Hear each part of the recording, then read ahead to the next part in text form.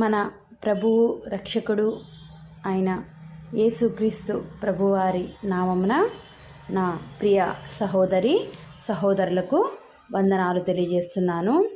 ఈరోజు నేను ఒక ప్రాముఖ్యమైన అంశం గురించి మాట్లాడాలనుకుంటున్నాను. అదేం అంశం అంటే గుర్తుకు తెచ్చుకో.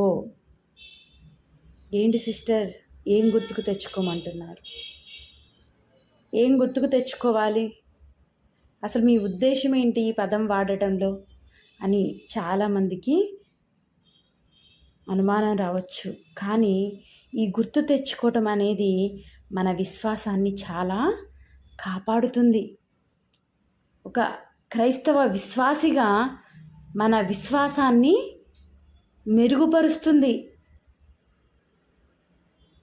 ఈ గుర్తు తెచ్చుకోవడం అనేది మన విశ్వాసాన్ని సానపెడుతుంది. ఈ గుర్తుకు తెచ్చుకోవడం అనేది మన విశ్వాసాన్ని మెరుగుదిద్దుతుంది.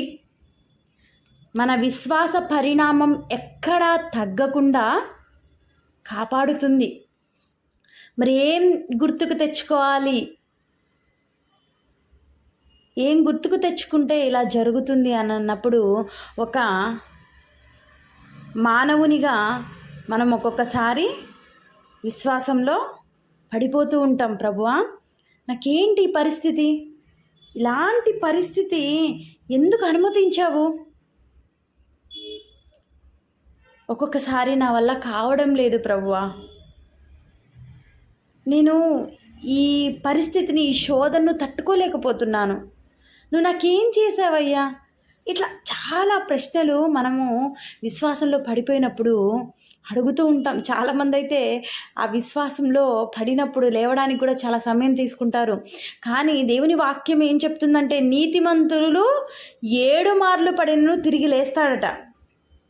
అందుకే మీరు కూడా దేవుని రక్తము చేత కడగబడిన నీతిమంతులు కాబట్టి, మీరు పడినప్పుడు తిరిగి పైకి లేవాలంటే దేవుడు మీ జీవితంలో ఇంతకు ముందు చేసిన అద్భుతాలన్నిటినీ గుర్తు తెచ్చుకోండి. నీకే మేలు చేశాడో, నీకే కొదవ నుంచి తప్పించాడో, ఏ కష్టం నుంచి తప్పించాడో, నువ్వు చేసిన ఏ అభ్యర్థన నీ జీవితంలో ఆయన చేశాడో వాటన్నిటిని గుర్తు తెచ్చుకోండి. అప్పుడు విశ్వాస పరిణామం అనేది పెరుగుతుంది. ఎప్పుడు కూడా గిల్టీగా ఫీల్ అవ్వద్దు. అయ్యో ఏంటి, నేను విశ్వాసం నుంచి ఎలా పడిపోయాను. గొప్ప గొప్ప భక్తులకే అది వల్లకాలే. ఏం వల్లకాల? విశ్వాస పరిణామము తగ్గింపబడిన చాలామంది భక్తులు బైబిల్లో ఉంటారు. చాలామందిని కూడా మనం చూస్తూ ఉంటాము. అందుకే మనము కంటిన్యూస్గా వాక్యాన్ని నెమరు వేస్తూ ఉంటే అసలు బైబిల్లో విశ్వాసులు ఎలా ఉన్నారు, మనుషులు ఎలా ఉన్నారు, వాళ్ళ వ్యక్తిత్వాలు ఎలా ఉన్నాయి, దేవుడు వాళ్ళతో ఎలా మాట్లాడుతున్నాడు, ఏ విషయాల్లో వాళ్ళు తగ్గించబడి ఉన్నారు, హెచ్చించబడి ఉన్నారు, ఎలా మళ్ళీ ముందుకు సాగారు, ఎక్కడ పడిపోయారు, ఇలాంటివన్నీ నేర్చుకుంటుంటే ఒక క్రైస్తవ విశ్వాసిగా నువ్వు ముందుకు వెళ్ళడానికి ఒక మార్గాన్ని సరళం చేసుకుంటావు. ఏదో చిన్న విషయంలో శోధన సంభవించిందని దేవుణ్ణి మర్చిపోయే దానిలో నువ్వు ఉండొద్దు. గుర్తుకు తెచ్చుకో, నీకు అన్నం లేనప్పుడు దేవుడు అన్నం పెట్టాడు.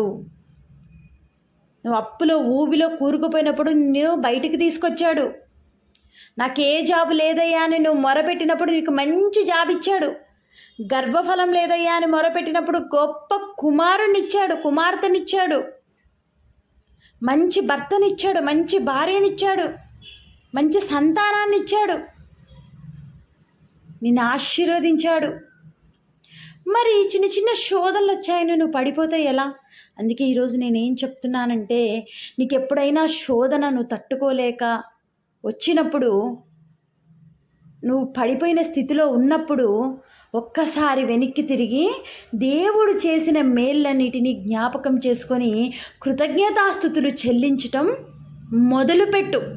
నువ్వు ఎప్పుడైతే అలా మొదలు పెడతావో నీలో ఆ శోధన ద్వారా వచ్చిన నిరాశ, నిస్పృహ వెళ్ళిపోయి సాతాను బందీ నుంచి విడుదల పొంది నువ్వేం చేస్తావు? విశ్వాసంలో మరలా పైకి లేస్తావు. అదే నేను చెప్తున్నానండి. నా ప్రాణమా యెహోవాను సన్నుతించుము. నా అంతరంగమున్న సమస్తమా ఆయన పరిశుద్ధ నామమును సన్నుతించుము. ఆయన చేసిన ఉపకారములలో దేనిని మరువకుమని కీర్తనాకారుడు రాస్తాడండి. ఈరోజు నేను అదే చెప్తున్నా, నా ప్రియ సహోదరి సహోదరులారా, ఆయన చేసిన ఉపకారములలో దేనిని మరువకండి. ఆయన చేసిన ఉపకారములలో ఏ ఒక్కదాన్ని మరువకండి, జ్ఞప్తికి తెచ్చుకోండి. చిన్న చిన్న శోధనలకే వెనుదిరిగిపోకండి. ఈ లోకం ఒక మాయ. ఈ మధ్యకాలంలో ఒక పాట విన్నాను, ఈ లోకం ఒక మాయని తెలుసుకున్నాను, ఏది నా సొంతం కాదనుకున్నాను. అంటే ఈ లోకం అనేది మాయ. ఇందులో ఉన్నది ఏది కూడా మన సొంతము కాదు. ఇదంతా ఎప్పుడో ఒకరోజు విడిచిపెట్టిపోవాల్సిన వారమే. అందుకే ఈ లోకంలో జరిగే కష్ట నష్టాల గురించి, శోధనల గురించి, ఇంకేదో జరుగుతుందని వాటి గురించి ఆలోచించి దేవుని మీద నమ్మికను వదిలిపెట్టకండి.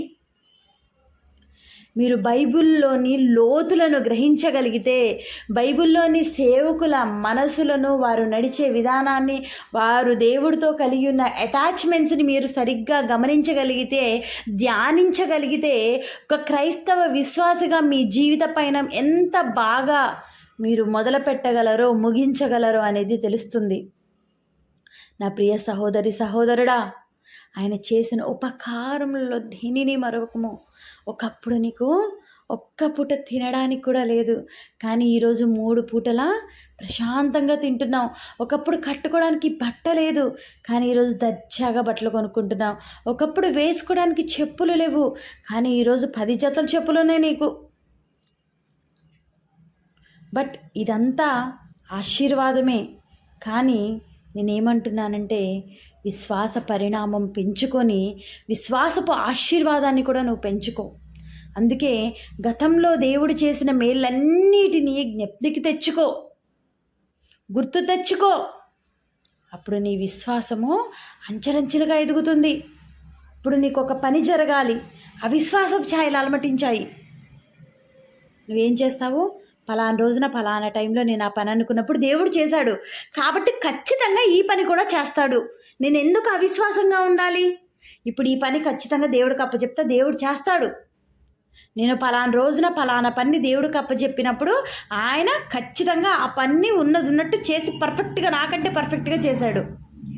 అలాంటి దేవుడు ఈరోజు ఈ పనిని ఎందుకు పర్ఫెక్ట్గా చేయడు? నా విషయంలో ఖచ్చితంగా చేస్తాడు. నా ప్రియ సహోదరి సహోదరుడా, నువ్వు ఎంచుకున్నది ఉత్తమమైన మార్గం అయితే, నువ్వు పోయేది సరైన దారి అయితే, నేను నీకు ఒక గొప్ప విషయం చెప్తాను, నీకు ఒక గొప్ప కీ పాయింట్ చెప్తాను, రాసి పెట్టుకో. దేవునికి వదిలే ప్రతిదీ ఆయన చూసుకుంటాడు. దేవునికి వదిలే ప్రతిదీ అన్నీ ఆయన చేస్తాడు. చాలామంది పిచ్చి పిచ్చి కామెంట్స్ అన్నీ పెడుతున్నారు. దేవుని నమ్మిన బిడ్డలు కూడా సరిగ్గా బైబిల్ జ్ఞానం వెతుక్కోకుండా ఏవేవో కామెంట్లు, ఏవేవో పిచ్చి పిచ్చిగా అన్నీ పెడుతున్నారు. వాటి గురించి నేను మాట్లాడట్లేదు, కానీ నువ్వు వేటి వైపు చూడొద్దు. నువ్వు బైబిల్ వాక్యాన్ని సరిగ్గా చదివి దాని లోతులు తెలుసుకొని దేవుని వైపు మాత్రమే చూడు. దేవుడికి నీకు మధ్య ఏం జరిగిందనేదే నువ్వు గమనించు.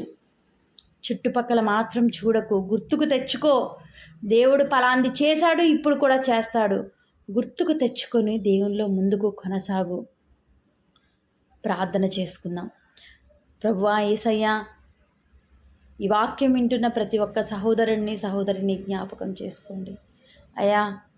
బిడ్డలు నాయన విశ్వాసంలోంచి పడిపోకుండా మీరు గతంలో చేసిన మేళ్ళన్నిటినీ గుర్తుకు తెచ్చుకొని అయ్యా వాటిలో కొనసాగగలిగే భాగ్యాన్ని, విశ్వాస పరిణామంలో ఇంకనూ అంచెలంచెలుగా ముందుకు సాగగలిగే భాగ్యాన్ని, వాక్యపు లోతులను తెలుసుకుని ముందుకు సాగగలిగే కృపను దయచేయమని అయా బిడ్డలను నాయన ఆశీర్వదించి ఏడంతల నీ ఆత్మాభిషేకాన్ని నాయన పొందుకునేలా చేయమని అయా తండ్రి, మీరే సమస్త మహిమ ఘనత ప్రభావాలు మా ద్వారా పొందుకోమని యేసు నామంలో అడుగుచున్నాము తండ్రి.